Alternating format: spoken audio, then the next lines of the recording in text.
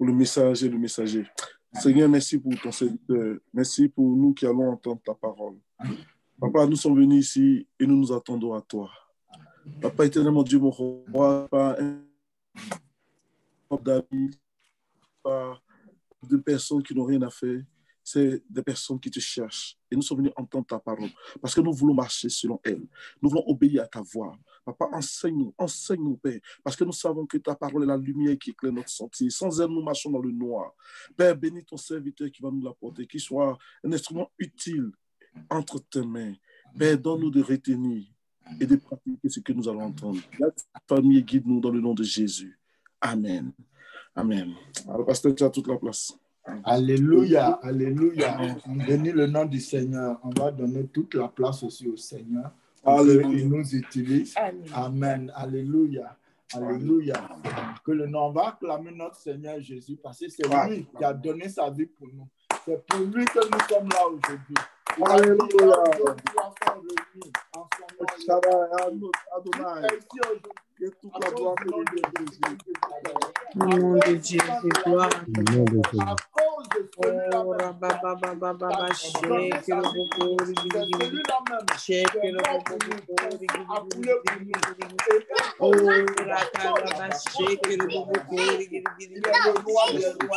le roi des rois, le Alléluia, alléluia. Il est le père des orphelins, il est le mari des veuves. Oh oui, Alléluia. Qui te au nom de Jésus, dans la voie du matin. Il est celui-là même qui te soutient dans les moments. Oh, Baba Kaba Sakara. Alléluia. Merci Jésus. Toujours vainqueur, jamais vainqueur. Il est le tout-puissant, le véritable, qui n'a pas changé. Il est l'étoile du matin. Oh, son nom c'est Jésus. Il est Dieu de l'univers. Alléluia. Il est celui-là même qui a donné sa vie pour nous. On bénit son nom. Il est le roi des rois. Il est le Seigneur des seigneurs. Il est le Dieu tout-puissant, créateur du ciel et de la terre. Il est le Dieu d'Israël. Alléluia. Alléluia. Alléluia. Et vous savez quoi? Quand Jésus est mort sur la croix, ils ont écrit, sur la croix, c'était écrit quoi? C'était écrit Jésus, Jésus, roi d'Israël. C'est ça, non? Roi des Juifs. Voilà, c'est ça. Donc, quand tu prends chaque lettre en juif et puis tu mets à côté, ça fait... Non, en hébreu, quand tu mets chaque lettre, tu mets en hébreu, ça fait Adonai, ça fait Yahweh, ça fait Dieu. C'est le nom de Dieu. C'est pourquoi le chef, le high priest, là, le prêtre, il voulait qu'on efface. Le souverain sacrificateur. Pardon? Le souverain sacrificateur. Voilà, merci. Le souverain, à force de lire ma Bible en anglais, je commence à oublier vraiment. Et là, le souverain sacrificateur a demandé d'enlever, de changer. Il dit, je suis le roi d'Israël, mais c'est ça. Ça veut dire c'est Dieu. Alléluia. Je bénis le Seigneur que les Juifs sont en train de reconnaître vraiment. Il m'a rappelé ça aujourd'hui, un des responsables de l'Institut biblique d'Israël, là. Il a fait un document là-dessus et puis il a partagé. Et vraiment, c'est quelque chose que je connaissais avant, mais je me réjouis que c'est vraiment, ils sont pas loin et qu'il y a beaucoup de Juifs qui ont donné leur vie à Jésus-Christ de Nazareth. Alléluia. Amen. Donc, c'était une petite introduction. Maintenant, aujourd'hui, notre titre d'aujourd'hui, c'est notre marche avec le Seigneur.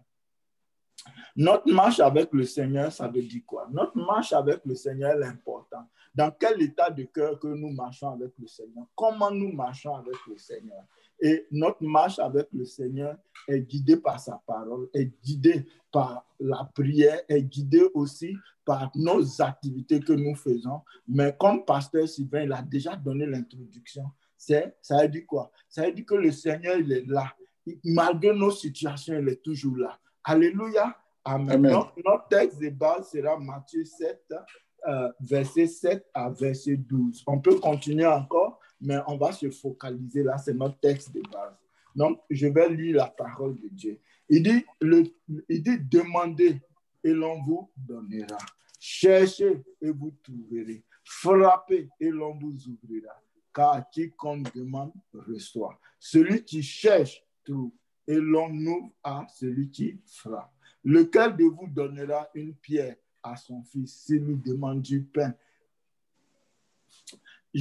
En tout cas, il y a une parole du Seigneur qui vient de me donner. Qui vient me donner. Je dis, l'homme que tu cherchais, si le Seigneur ne te l'a pas donné, c'est parce qu'il n'était pas pour toi. C'était un serpent. Alléluia. C'est ça. Lequel de vous donnera une pierre à son fils s'il demande du pain? Ou s'il demande un poisson, lui donnera-t-il un serpent? Si donc, méchant comme vous l'êtes, vous savez donner de bonnes choses à vos enfants, à combien plus forte raison votre Père qui est dans les cieux donnera-t-il de bonnes choses à ceux qui le lui demandent? Tout ce que vous voulez que les hommes fassent pour vous, faites-le de même pour eux, car c'est la loi et les prophètes. Alléluia. Donc, ici, il est question de notre marche avec le Seigneur. Et le verset 7, il est vraiment important. Il définit nos différentes étapes. Il définit aussi les différents états de notre cœur aussi.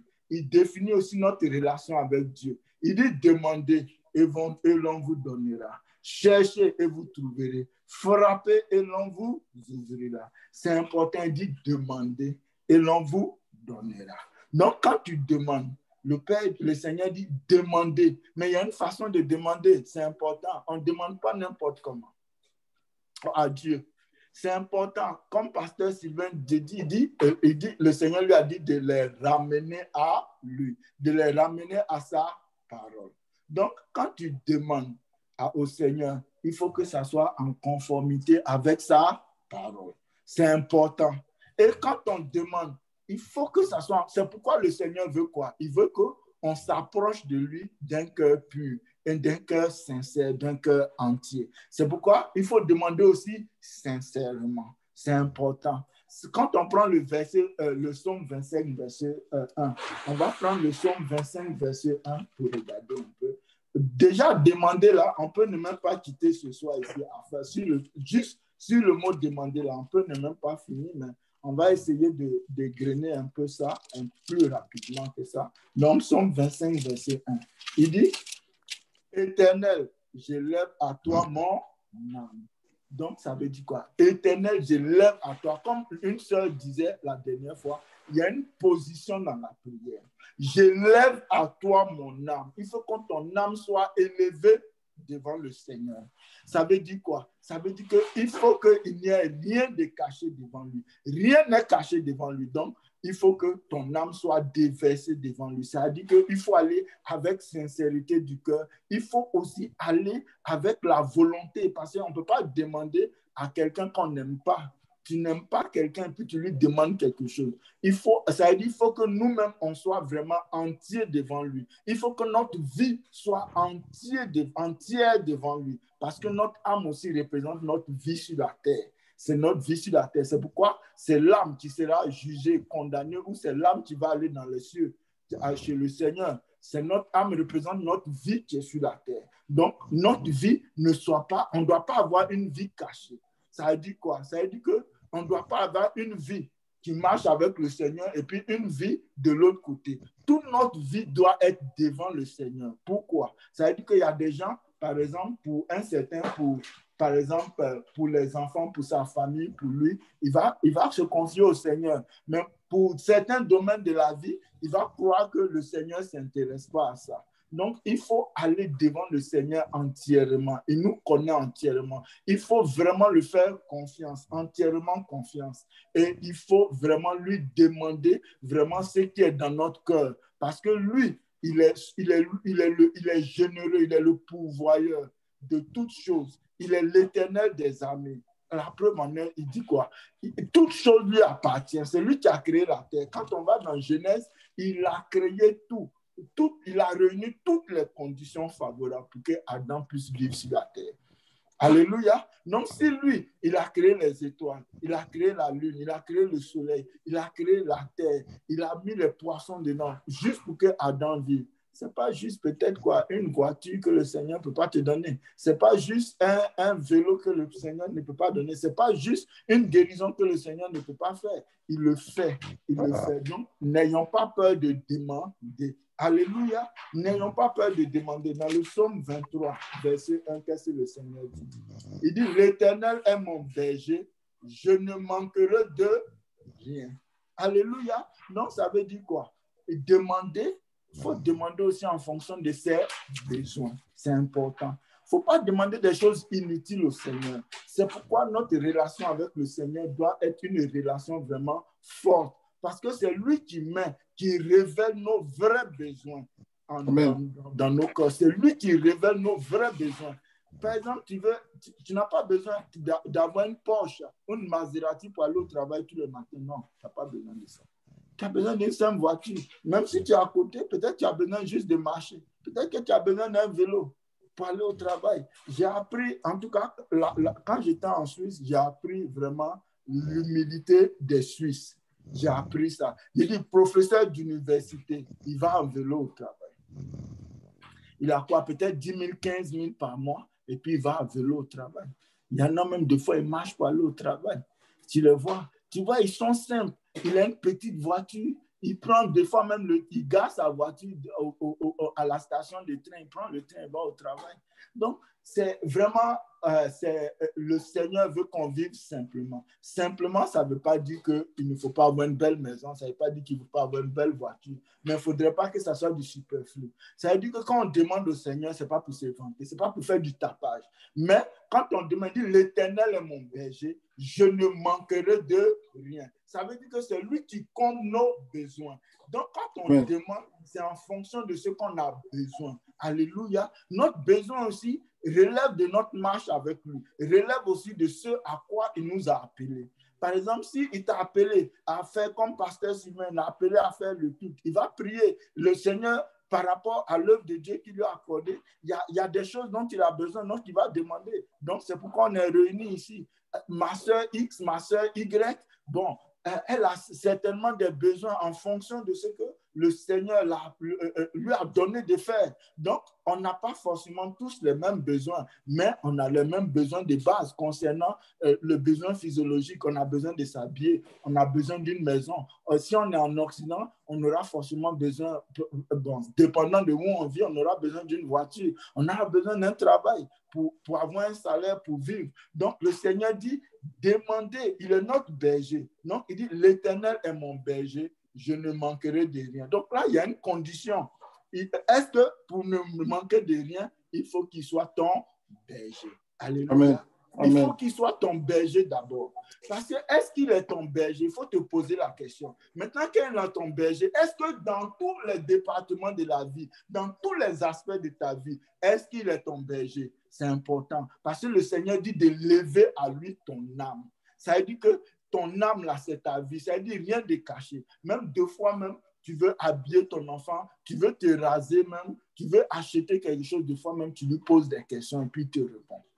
Alléluia. Des fois, il y a des petits trucs, tu as l'impression que le Seigneur ne s'intéresse pas à ça. Mais c'est ça l'intimité. Le Seigneur veut être partagé, il veut avoir une intimité avec nous. La preuve en est que moi, souvent, le Seigneur me parle dans la salle de bain quand je me lave.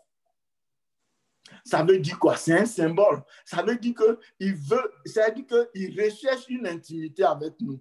Il était là où on est un. Ça veut dire là où il n'y a rien autour de nous. C'est là il nous parle. Il nous parle des fois. Il y en a, bon, chacun a sa manière de communiquer avec Dieu. Donc, c'est pourquoi demander, c'est important. Il faut savoir demander. Mais demander aussi, ça doit être en conformité avec la parole du Seigneur. Donc, si ce n'est pas en conformité avec la parole du Seigneur, ce n'est pas bon. Par exemple, tu vois ton voisin il a acheté une belle voiture, tout ça là. Ben, si tu ne vas pas prier le Seigneur pour que ses pneus s'éclatent, non, ça ne marche pas. Ce n'est pas une bonne demande. Non, c'est lui le pourvoyeur. Mais par contre, tu peux demander aussi d'avoir la même chose. Mais si tu demandes d'avoir la même chose, ça dépend de l'état de ton cœur. Si tu demandes juste pour te comparer à lui, ça ne marche pas. Mais c'est pourquoi Paul disait, ça demande, vous demandez, et puis vous demandez par jalousie, par ceci, cela. En tout cas, on va référer ce verset. On ne demande pas parce qu'on est envieux, mais il faut demander parce qu'on a vraiment besoin. Si ton frère peut avoir quelque chose que tu as aussi, tu en as besoin, donc tu peux demander. Ce n'est pas forcément par envie, mais c'est la chose dont aussi tu as besoin. Alléluia. Donc, c'est important. La position. Demander aussi, c'est prier. Il dit demander. Combien de fois tu pries? C'est ça. Combien de fois tu pries? Est-ce que tu pries, mon frère, ma soeur? Quel est le temps que tu passes dans la prière? Parce que quand tu demandes, il faut connaître celui à qui tu demandes. C'est ça. Tu ne peux pas demander, tu peux pas demander à un pompier de te guérir. C'est au médecin que tu demandes de te guérir. Mais c'est ça, il faut connaître ton Père. Il faut le connaître en profondeur. Moi, par exemple, deux fois, les toilettes sont bouchées. Je prie pour Dieu et puis je débouche. Je dis au nom de Jésus, je débouche les toilettes et puis ça s'en va. C'est-à-dire, je sais que le Seigneur aussi il est un plombier. Je sais qu'il est un pompier aussi. Je sais que c'est un électronicien. Je sais que c'est un électricien. Il connaît tout. Je ne le limite pas. Donc, quand vous demandez, le Seigneur ne veut pas que tu le limites. Il dit non, ne le limite pas. Ne limitez pas sa foi. Il dit dans Marc 11, verset 23, on peut regarder. Si tu pries verset 23 et 24, on va regarder Marc 11, verset 23 et 24. On va regarder. En tout cas, le demander là, ça demande. En tout cas, on va encore on va regarder Marc 11, verset 23. On va regarder Marc 11. Le demander, c'est important. C'est pourquoi, comment bien demander? Il faut souvent lire sa Bible. Il faut souvent méditer. Il faut souvent méditer la parole de Dieu. C'est pourquoi il faut souvent méditer la parole de Dieu. Parce que quand on médite la parole de Dieu, on connaît plus le Seigneur et puis on sait comment lui demander. Quand tu vas dans notre Père, il commence d'abord, notre Père, tu es aux cieux, que ton nom soit sanctifié. Tu commences d'abord par l'adorer.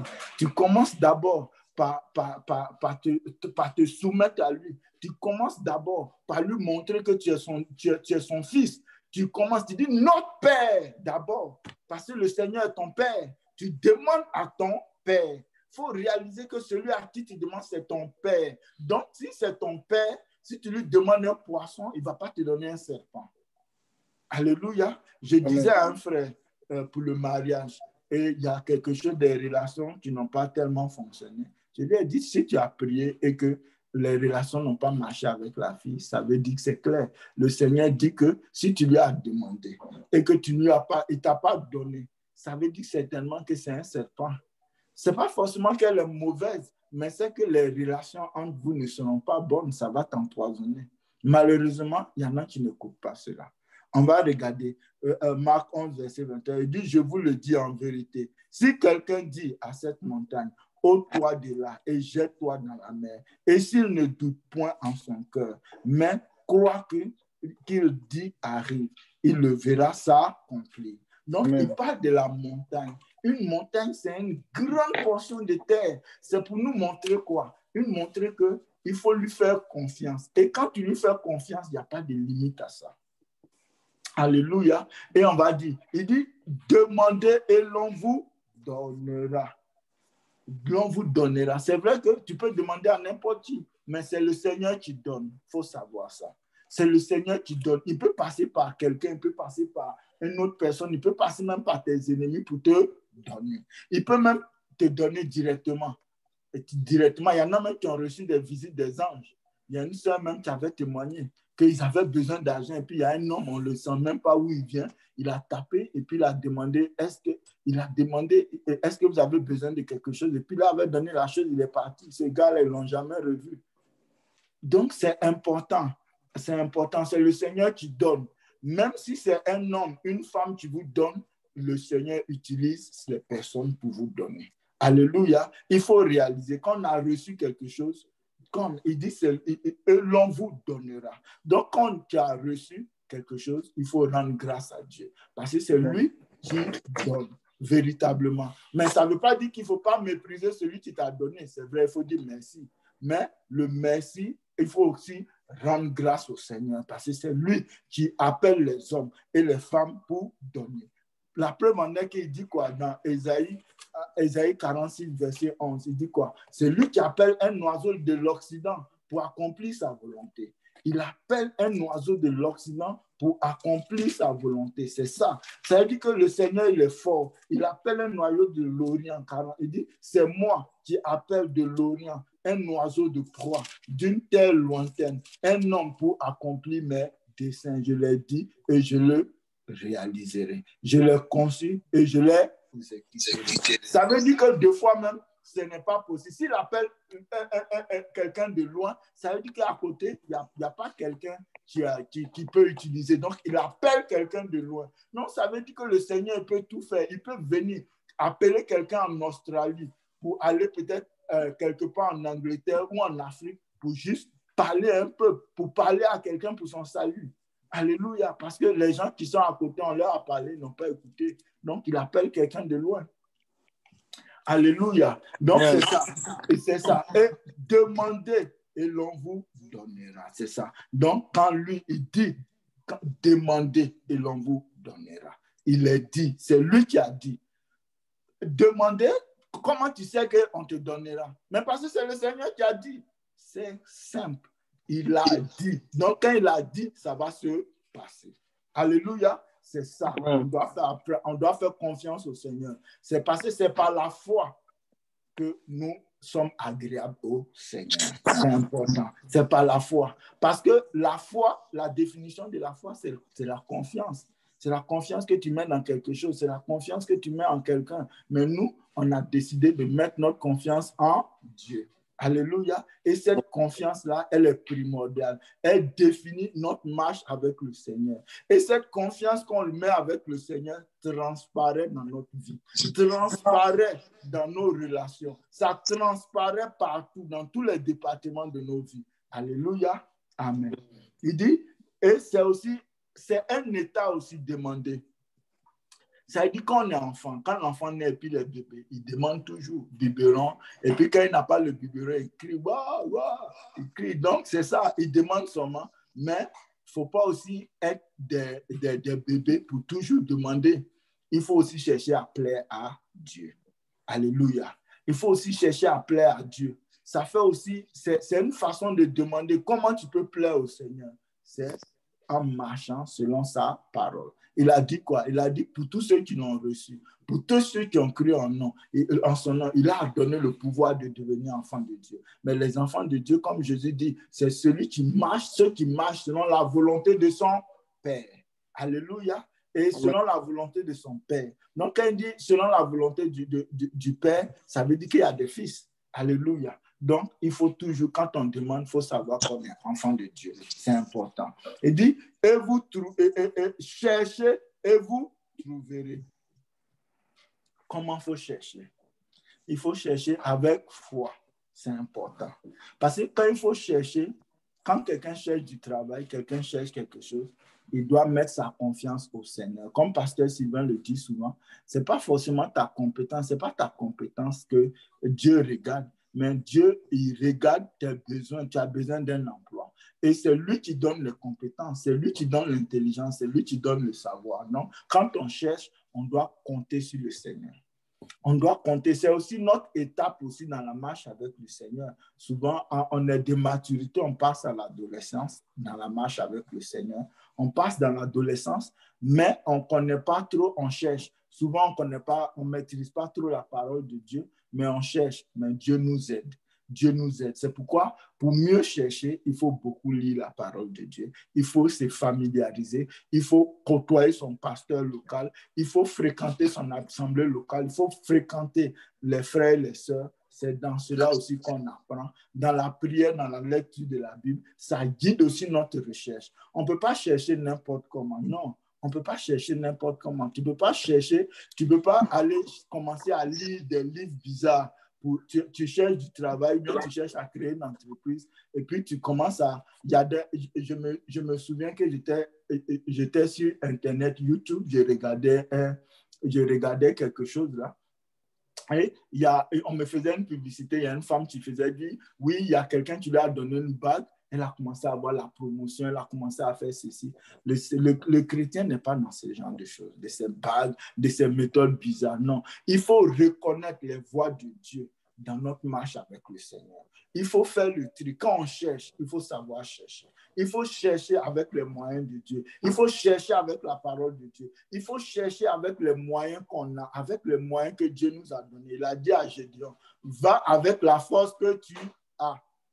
Il a dit, va avec la force que tu as. Souvent, on se sent trop petit, mais c'est là même que Dieu nous aide. C'est là qu'on est faible, même qu'on expérimente la puissance de Dieu. Parce que ça fait partie de l'humilité. On met le Seigneur devant. C'est ça. D'autres disent, la femme va dire, moi, je ne suis pas assez belle pour avoir cet homme. Mais l'homme, là, peut-être même, il te dit que lui n'est pas assez beau pour t'avoir. Et puis, ça commence à créer des problèmes. Non! C'est sur la parole de Dieu qu'il faut chercher. C'est sur la parole de Dieu qu'il faut chercher. Voici Pasteur Sylvain qui avait expliqué la dernière fois, la femme qui était tellement belle que personne ne voulait l'approcher. C'est ça. Mais il n'y avait pas un enfant de Dieu là-bas. Alléluia. C'est dans ton village qui s'est passé. Non, il dit cherchez et vous trouverez. C'est important. Quand tu cherches, il faut savoir que tu vas trouver. Et qui t'aide à trouver, c'est Dieu qui va t'aider à trouver. C'est important. C'est Dieu qui va t'aider à trouver. Si tu cherches sa volonté, si tu cherches sa face, c'est le Seigneur qui va t'aider à trouver. C'est lui. C'est lui. Des fois, on peut passer du temps dans le jeûne et la prière pour chercher la face de Dieu. Des fois, on peut prier. Des fois, s'il faut prier toute la nuit, on cherche. Si tu sens dans ton cœur que tu dois prier toute la nuit, mon frère, ma soeur, ne calcule pas. Demain, je dois aller au travail. Non, prie toute la nuit. Si tu sens dans ton cœur que le Seigneur veut que tu pries toute la nuit, prie toute la nuit. Tu verras la gloire de Dieu. Souvent, on fait des calculs. Quand on cherche le Seigneur, quand on cherche quelque chose, on fait des petits calculs. On fait des petits séries, on fait des petits cela. Je me souviens qu'une fois, le Seigneur a mis dans mon cœur quelque chose que je dois appeler Pasteur Sylvain. Et puis, je ne l'ai pas appelé. Je me dis, non, peut-être qu'il dort, il s'est fait tard. Peut-être qu'il dort. Puis, on vient de se parler tout à l'heure. Des petits raisonnements comme ça, non. Quand on a la parole de Dieu, il faut aller à la parole. Le lendemain, quand il appelle, effectivement, quand on parle, c'est exactement ce qu'il a fait que le Seigneur m'a dit de lui dire. Donc, quand tu lui dis, lui aussi, il a la même idée. Mais le Seigneur, ça va lui donner la confirmation de ce que le Seigneur a mis dans son cœur. C'est important. Donc, en cherchant aussi, il ne faut pas mettre les frères, les sœurs de côté. Il faut aussi, si tu as quelque chose pour eux, peut-être eux aussi, ils sont en train de chercher et puis ils attendent une confirmation. Donc, quand ils ont la confirmation, en ce moment, ils peuvent aller de l'avant. Donc, chercher, c'est tout un processus. Mais quand on cherche, il faut rester attaché à la parole de Dieu. Alléluia, à la parole de Dieu. Il ne faut pas chercher avec des moyens bizarres. Il ne faut pas chercher avec des moyens qui ne glorifient pas le Seigneur. Il ne faut pas chercher avec des moyens. Par exemple, quelqu'un qui va à un examen et puis commence à prendre de la drogue, des stupéfiants pour pouvoir travailler plus, pour se préparer. Non, le Seigneur n'a pas besoin de ça. Et le Seigneur, quand il t'a créé, il n'a pas créé la drogue pour mettre dans le corps. Non, c'est le Seigneur qui va te donner la force. Le Seigneur dit, c'est lui qui te donne la force pour t'enrichir. C'est lui qui te donne la force pour combattre. C'est lui qui combat pour toi. Il le dit quoi? Il dit, si celui qui bâtit sans le Seigneur, bâtit en vain. Alléluia. Si celui qui bâtit sans le Seigneur bâtit en vain. Donc, quand on cherche, par exemple, quelqu'un qui cherche à construire une maison, il doit compter sur le Seigneur. Quelqu'un qui cherche un emploi, il doit chercher avec le Seigneur. Quelqu'un qui cherche une épouse ou une femme qui cherche un mari, elle doit chercher en comptant sur le Seigneur. Parce que le Seigneur a dit quoi? Il a dit, si tu cherches, tu vas trouver. Alléluia. Amen. Maintenant, si tu ne trouves pas, il y a un problème. Ça veut dire certainement tu n'as pas cherché comme le Seigneur te dit. Ou bien ça veut dire qu'il y a un blocage. Donc, il faut prier, il faut demander au Seigneur qui revient en arrière maintenant. Tu dis, demande au Seigneur, Père, quel est le blocage? Qu'est-ce qui fait que je ne trouve pas? Parce que tu as dit que si je cherche, je vais trouver. Alléluia. Tu as dit que si je cherche, je vais trouver. Qu'est-ce qui fait le blocage? Et le Seigneur, en ce moment, va te révéler le blocage. S'il y a un lien qu'il faut couper, il va te révéler le lien qu'il faut couper. S'il y a des choses, il va te révéler qu'est-ce qu'il faut aller. Souvent même, il y a des gens avec qui tu marches. C'est eux-là même qui font le blocage. Il va te demander même, il faut te séparer. On a vu Lot. Quand Lot est parti, il a quitté Abraham, c'est là où Abraham lui a montré. Elle est venue lui parler. Donc, il y a des Lot dans nos vies aussi. Lot, en truc, ça veut dire voile. En hébreu, ça veut dire voile. Non, il y a des relations aussi qui voilent notre marche avec le Seigneur. Tu voiles vraiment, tu nous voiles de la présence de Dieu. Donc, des fois, il faut déchirer le voile. Alléluia. Amen. Amen. Donc, frappez et l'on vous ouvrira. Alléluia. Il dit frapper et l'on vous ouvrira. Pourquoi? Quand tu frappes, il faut savoir qu'ils vont t'ouvrir. Il faut savoir qu'ils vont t'ouvrir. Frapper et l'on vous ouvrira. Et maintenant, si on ne t'ouvre pas, certainement, tu vas demander au Seigneur en arrière, Père, pourquoi que je frappe, on ne m'ouvre pas la porte? Pourquoi je frappe, on ne m'ouvre pas la porte? Peut-être que tu allais frapper la mauvaise porte. S'il y a un chien derrière, un chien méchant derrière, il ne va pas ouvrir la porte pour que le chien te morde. C'est ça. C'est ça. Ça peut être un bel emploi. Je me souviens à l'époque, je travaillais comme consultant chez Ericsson. Ericsson, à l'époque où je travaillais, c'était la plus grande entreprise de télécommunications au monde. Et je priais pour rester à Ericsson. Je priais pour rester à Ericsson. J'étais senior ingénieur. C'est pas une petite position quand même. Je priais pour rester. Je priais pour rester. Tu vois, je priais, mais ce n'était pas là le Seigneur. Dès que j'ai changé de prière, j'ai vu que le Seigneur m'a ouvert la porte. Dès que j'ai changé, je priais. Non, moi je vais rester à Ericsson. Moi je vais rester. Moi je vais rester. Mais non, la chose que je devais aller demander, Seigneur, je veux partir, je veux, si le contrat finit ou bien si cela finit, où tu veux m'amener. Tu vois, il faut vraiment demander, prier c'est important. Et il faut savoir demander. Et quand on cherche, quand on ne trouve pas, il y a quelque chose qui ne va pas. Donc, il faut demander au Seigneur qu'est-ce qui ne va pas. Maintenant, quand vous frappez et puis on n'ouvre pas, il faut demander au Seigneur qu'est-ce qui ne va pas et puis on n'ouvre pas la porte. C'est ça, c'est ça. Le Seigneur a dit quoi? La porte que j'ai ouverte, personne ne peut la fermer. Et la porte que j'ai fermée, personne ne peut l'ouvrir. Voilà. Et si le Seigneur trouve une porte et c'est fermé après, il y a un problème. Il faut demander au Seigneur, mais pourquoi la porte est fermée? Amen. Peut-être que c'est juste une porte qui est fermée. Peut-être que le Seigneur, c'est un chemin sur lequel le Seigneur t'amène. Il ferme cette porte parce que c'est fini pour toi. Il veut t'amener ailleurs. Peut-être aussi que ce n'était pas la volonté de Dieu, c'était une volonté permissive de Dieu. Donc, il voulait t'amener là pour te préparer et puis t'amener plus loin. Donc, si vous frappez quand on ne vous ouvre pas, c'est important. Ça veut dire que c'est certainement pas la volonté de Dieu ou il y a un blocage quelque part. Parce que le Seigneur dit quoi? Il dit la porte qu'il a ouverte, personne ne peut la fermer. Ça, c'est dans Apocalypse 3, verset 7 à 8, si j'ai bonne mémoire. Apocalypse 3, verset 7. On va lire un peu. Apocalypse 3, verset 7 à 8. Apocalypse 3, si je vais lire Apocalypse 3, verset 7 à 8. On va lire Apocalypse 3, verset 7 à 8. On regarde. Il dit, surtout le verset 8, il dit, je connais les œuvres. Il parle à Jean.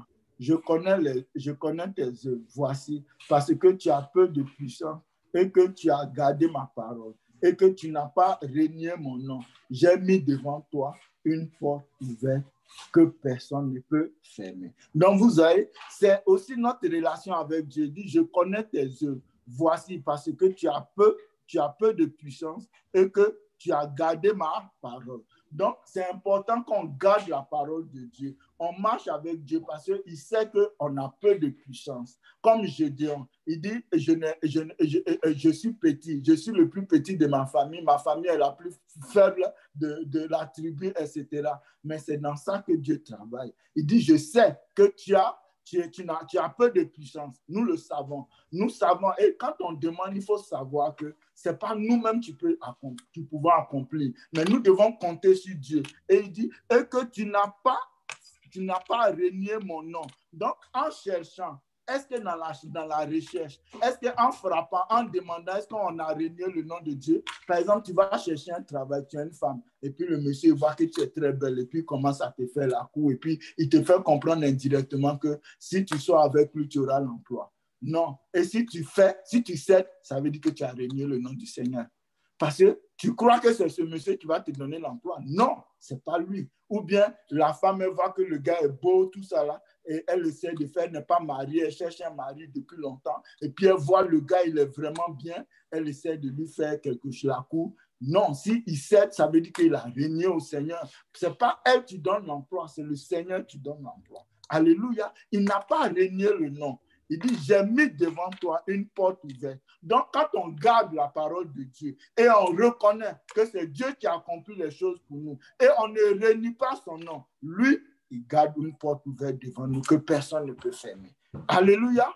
Amen. Donc, c'est ça. Donc, en frappant, en cherchant, en demandant, tout ça là, il faut garder en tête que c'est le Seigneur qui fait tout. Il faut être en conformité avec la parole de Dieu. Alléluia. Donc, c'est vraiment quelque chose de long. Je ne vais pas aller plus loin. Ça, ce serait l'objet même d'un séminaire. Ça peut parcourir plusieurs chapitres même de la Bible, mais c'est important. Notre marche avec le Seigneur, c'est la confiance. Donc, qu'est-ce qu'il faut retenir de ça? C'est retenir que vraiment, le Seigneur, qui est le Seigneur, il dit demandez et vous recevrez. Pourquoi? Parce que c'est lui qui a dit. Il est Dieu et c'est lui qui donne. Il dit cherchez et vous trouverez. Pourquoi? Parce que c'est lui qui a dit. Et si tu cherches, tu vas trouver. Parce que c'est lui qui va t'assister. C'est lui qui va t'aider à trouver. Il dit frappez et l'on vous ouvrira. Pourquoi? Parce que c'est lui qui a dit. Donc, n'aie pas peur de frapper. Mais toujours, n'oublie pas qu'il faut demander quelle porte il faut frapper. Alléluia. Il ne faut pas aller frapper à une porte où Satan est derrière, où l'ennemi est derrière. Il faut demander au Seigneur là où il faut frapper et il va nous diriger. Et souvent, il ne nous répond pas tout de suite, mais il nous répond de fois souvent quand on marche, quand on avance. Au fur et à mesure, la révélation a progressé. Il nous révèle petit à petit ce qu'il faut faire. Donc, ce qu'il faut retenir, le Seigneur est fort. Le Seigneur est fort. Il n'y a pas de limite. Ça veut dire que quand on doit demander en fonction de notre besoin. Et nos besoins doivent être appuyés aussi sur la parole de Dieu. Comme Pasteur Sylvain me disait la dernière fois, il dit le Seigneur, ne priez pas la Bible fermée. Ça veut dire quoi? Demandez aussi, c'est prier. Ne prions pas la Bible fermée. Non, non. Prions la Bible ouverte, ça veut dire quoi? Comme il a expliqué, comme le Seigneur l'a inspiré, il faut prier aussi sur la parole de Dieu. Il faut prier, demander en fonction de la parole de Dieu. Il dit, le Seigneur est mon berger, l'Éternel est mon berger, je ne manquerai de rien. Alléluia, tu as besoin d'une maison, tu as besoin d'un emploi, tu as besoin d'une voiture pour te déplacer. Tout ça là, c'est des besoins. Tu as besoin de manger, tu as besoin de te soigner. Quand tu es malade, tu as besoin d'être guéri. Alléluia, tout ça, ce sont des besoins. Donc, c'est important de ne pas amener devant le Seigneur ce dont on n'a pas besoin, de ne pas chercher les choses futures, de ne pas frapper à la porte de n'importe qui. Mais il faut frapper là où le Seigneur. Et quand c'est comme ça, Dieu ouvre une porte pour nous que personne ne peut fermer. Alléluia. Donc voilà mon message d'aujourd'hui. Voici ce que le Seigneur a mis dans mon cœur et on va acclamer le Seigneur Jésus parce que c'est lui qui nous parle. Alléluia.